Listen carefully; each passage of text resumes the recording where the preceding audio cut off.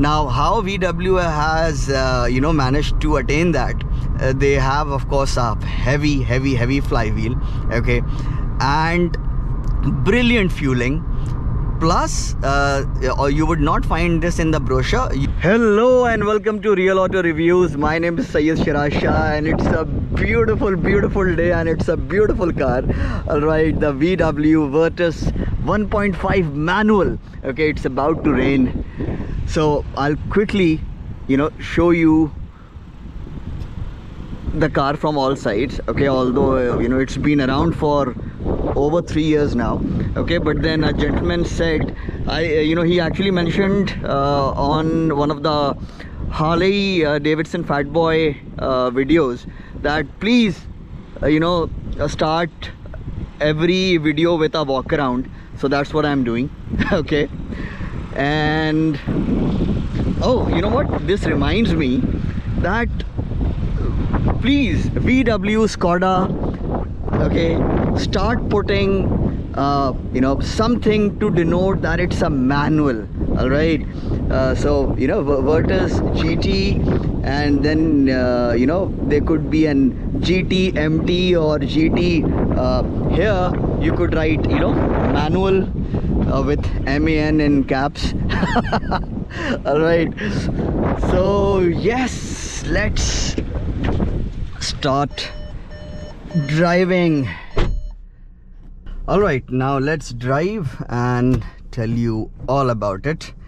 But a disclaimer first. See, I am not a VW Skoda fanboy. I am not a Hyundai/Kia fanboy. Okay, so yes, I do not fall in either of those categories. And let me tell you that as a reviewer, okay, in fact all reviewers should ideally be keeping their biases aside and be reviewing vehicles for that particular vehicle's intended customer.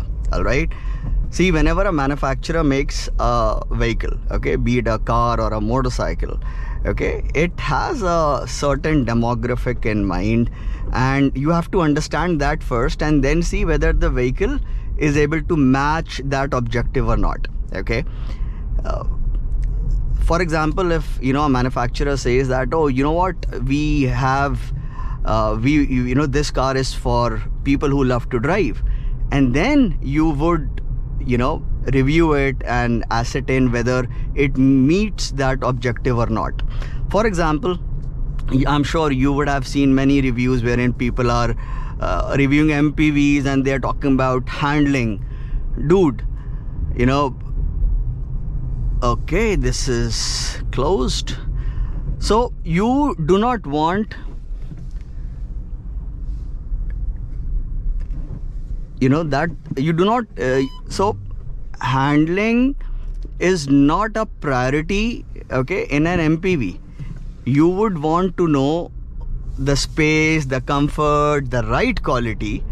Of course, as a reviewer, you can and you should devote a couple of lines on the handling as well, but you need to understand that it's not the customers, the intended buyers, the target buyers' priority, right? So yes, I review vehicles for their intended customers, and before I start talking about that, I'll have to give you some perspective, a bit of history. See, you will be surprised to know that Aristotle, okay, he had a Virtus 1.5 manual. Yes, sir. Is that open? Let's see. And he spoke quite fondly of it. Okay, same with Confucius and Socrates as well.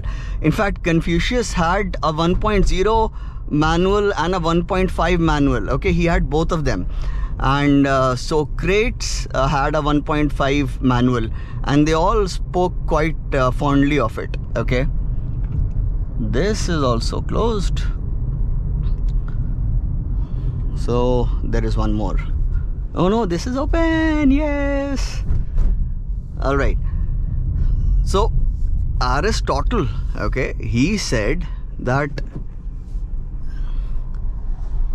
happiness is prosperity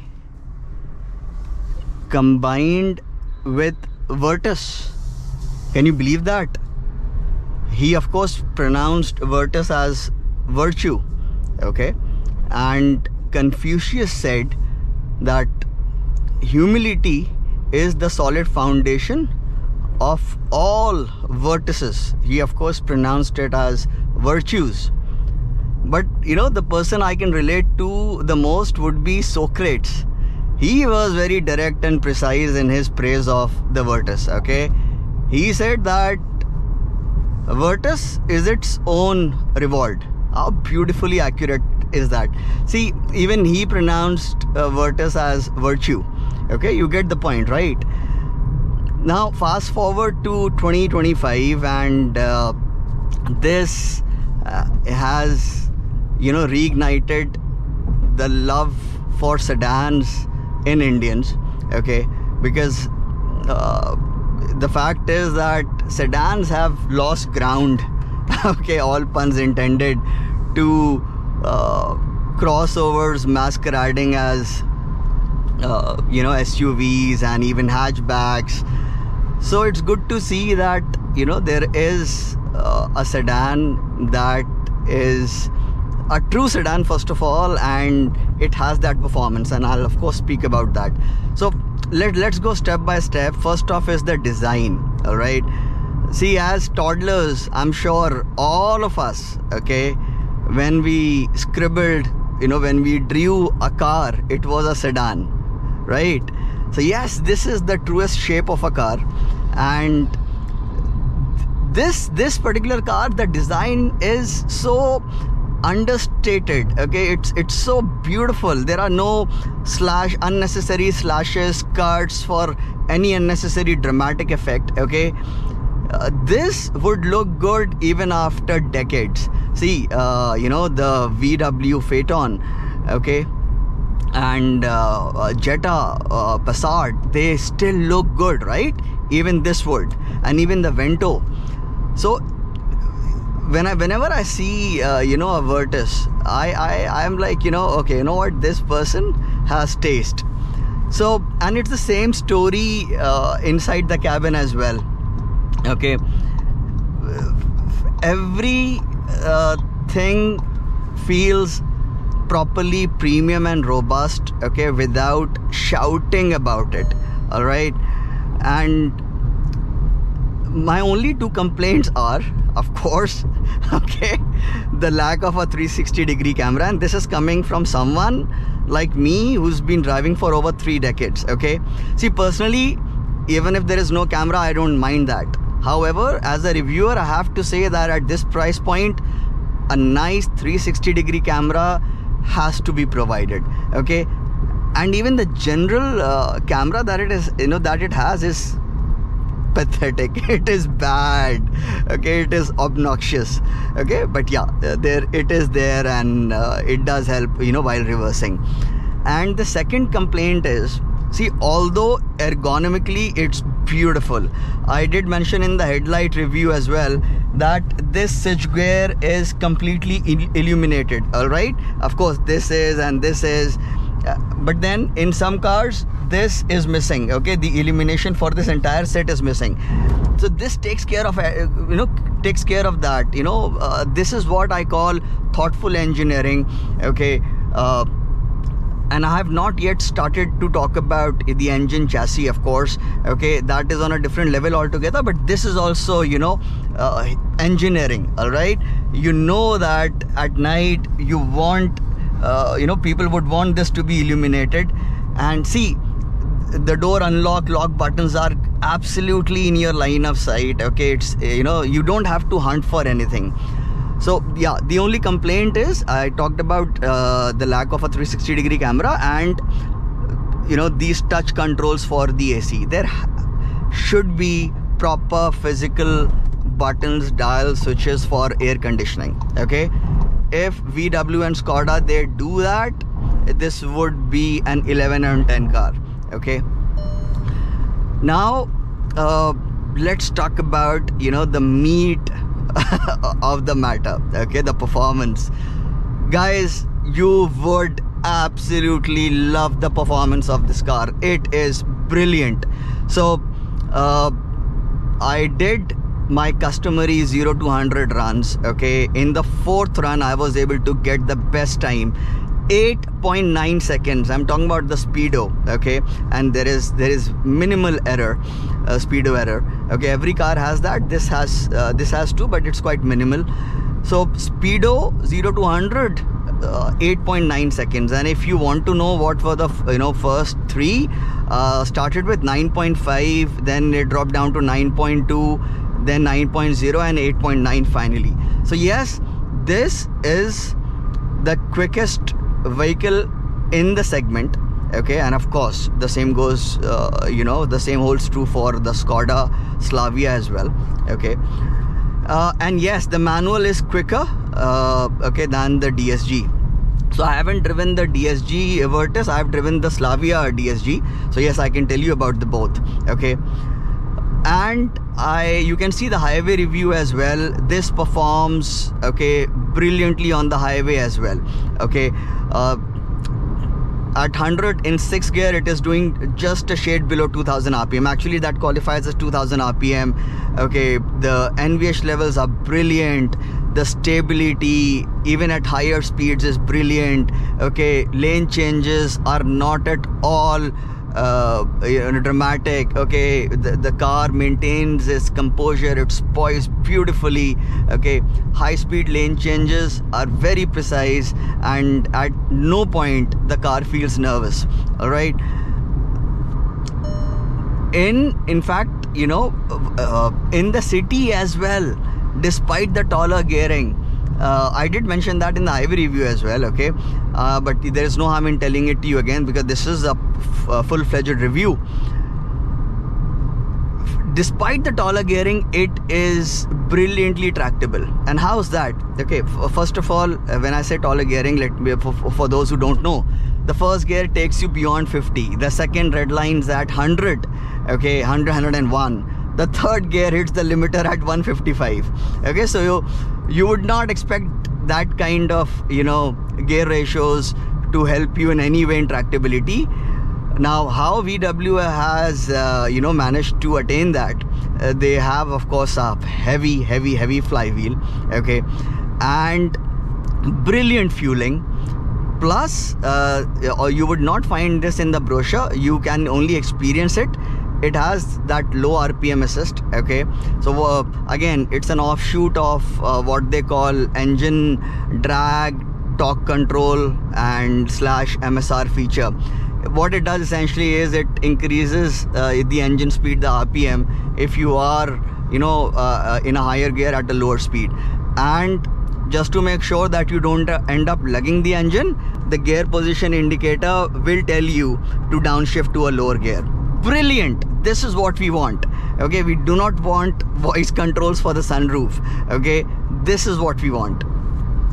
And handling, I just told you, the chassis composure.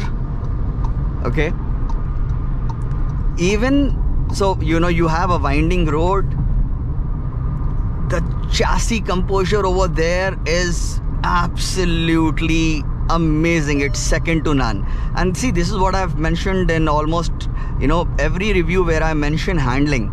It comprises 3 things: chassis, okay, how flat it stays, okay, in corners, steering directness, all right, and then steering weight. And of course, when I talk about chassis composure, the suspension, of course, plays an important role there. So yes, I am including the suspension there as well. And steering feel, okay, the feedback, how direct it is. So these are the things that comprise handling. See, nowadays, okay, especially in this segment, almost every car has electrically assisted power steering, right? So it does not have that much weight as I would have personally liked, but the majority would like it. I wanted it to be even more direct, but then yes, amongst all the steerings, okay, in this segment, the VW Skoda steerings are still the most direct. The Citroens are almost as good, okay, in terms of steering. And okay, now I'll talk about, you know, the steering, the qualities of a, you know, of a steering system in its entirety. The steering weight, the Citroens are actually, you know, just a notch above even VW and Skoda. Okay, I'm talking about the steering weight. The feedback, okay, the directness, almost as good. All right. So yes, if you want a driver's car and, you know, this is a bit beyond your budget, do look at the Citroens. Okay. So, but then yes, you know, the chassis behavior, all right, the VWs and the Skodas, they are still at the top. Okay, the Citroens are not bad at all. Okay, they would be a close second. Okay,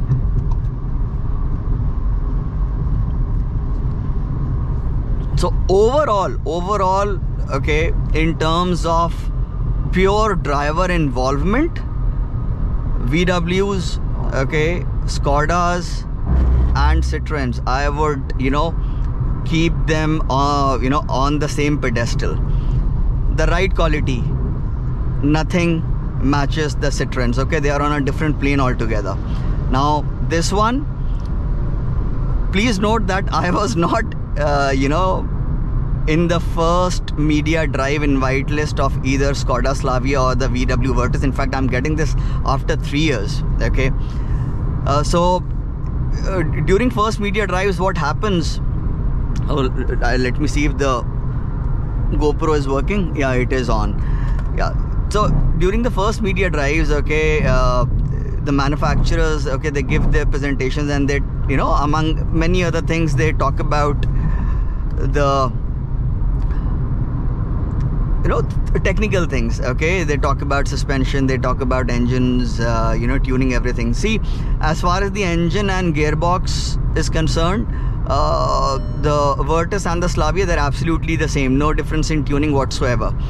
However, I reckon the suspension tuning is different. Okay, I actually found that the ride quality of the Virtus is just a wee bit better than the Slavias. Now again, I drove the DSG Slavia, and this is the manual, so the ideal comparison would be MT versus MT and DSG versus DSG. That said, I do not think that, you know, they would have, for example, you know, Skoda DSG versus Skoda Slavia MT. Okay, I'm talking about the 1.5. There would not be a difference in suspension tuning because the weight difference is not even 10 kilograms. It's, I think, 9 kilograms. Same for this one. So I think you know, the Slavia DSG and MT, they have the same suspension tune. The Virtus MT and DSG, they have the same suspension tune. So yes, that disclaimer is necessary. But then if I compare the MT's, you know, the Virtus MT suspension with the DSG Slavia that I drove, this has a better ride quality. The handling is nearly identical. Okay, again, that difference is right. The difference in ride quality is, you know, that little that the majority would not be able to notice it. But what you should know is that it's not an uncomfortable car. It has nice ride quality. Okay, and what else? Yeah, ground clearance. Both the cars, okay, will keep you happy as far as ground clearance is concerned. Both the cars, okay, have comfortable seats. There is enough leg room and knee room at the rear. Of course, the front seats are absolutely comfortable as well. And yes, both cars have great big boots. So yes, your in-laws would be happy, as not only because of the comfort and space at the rear, but also because the boot is big and it would be able to accommodate their all of their luggage, provided you are as accommodating a son-in-law. And fuel efficiency. See, this has VW's cylinder deactivation technology, which I think the competition would take another 10 years, okay, to incorporate or to develop. So what it does is, at light loads, okay, and the majority, 99% people, would not be able to even feel the switchover. It deactivates, it basically shuts down the fueling to 2 cylinders, okay. And so in layman terms, out of 4, 2 cylinders would be shut off, and that saves a lot of fuel, of course, right? So therefore, okay, see, if you're driving pedal to metal, okay, you would get a full tank range of about 500 kilometers, 480 kilometers, okay. However, if you are gentle on the throttle pedal, you will get a full tank range of around 700 kilometers. You still need a hybrid? No. And yes, don't even get me started on those washing machines on wheels, also known as electric vehicles. Please buy real cars, okay. You can buy them right now, all right. After some time, maybe you would be left with the aforementioned washing machine on washing machines on wheels. See, and that brings me to the verdict. I did not talk about the 5-star rating, all right, because you know that already, but I must tell you about the braking, okay. There are people who would be like, oh, it has rear drums at the rear. Dude, I did a braking test, okay, 100 to 0 in 2.5 seconds in absolutely straight line, no drama whatsoever, okay. So yes, it works, all right. Don't scoff at the rear drum brakes. They complement the front discs well, and the car stops amazingly well, okay. So the point is that yes, now I'll just quickly tell you the verdict. See, I would not tell you to buy this car if you want a rolling tablet, rolling mobile phone, rolling laptop on wheels, okay. You can buy the Hyundai Verna or the Creta or the Seltos, okay, for the same amount of money, similar amount of money, all right. I would urge you to buy this car only if you want a well-engineered, proper driver's car, okay. Every time you'll drive it, you would have a big smile, plastered on your face, all right.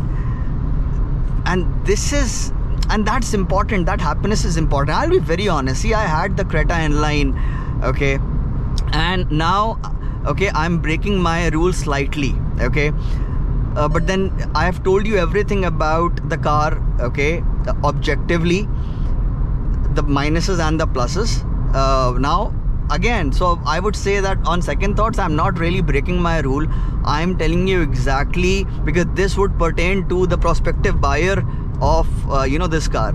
See, when I and something that you might know already, but I should still reiterate, I was driving the Creta N-Line, okay, brilliant engine, but honestly, okay, I was not really enjoying it. This, I'm enjoying it in the city, I'm enjoying it on the highway. This really puts a smile on my face every time I drive I drive it, okay. In fact, you would look at excuses to drive this car. okay, you would want to drive this car to increase your happiness quotient. All right, that is why you will buy this car. Please buy the manual. Okay, this is a fantastic car.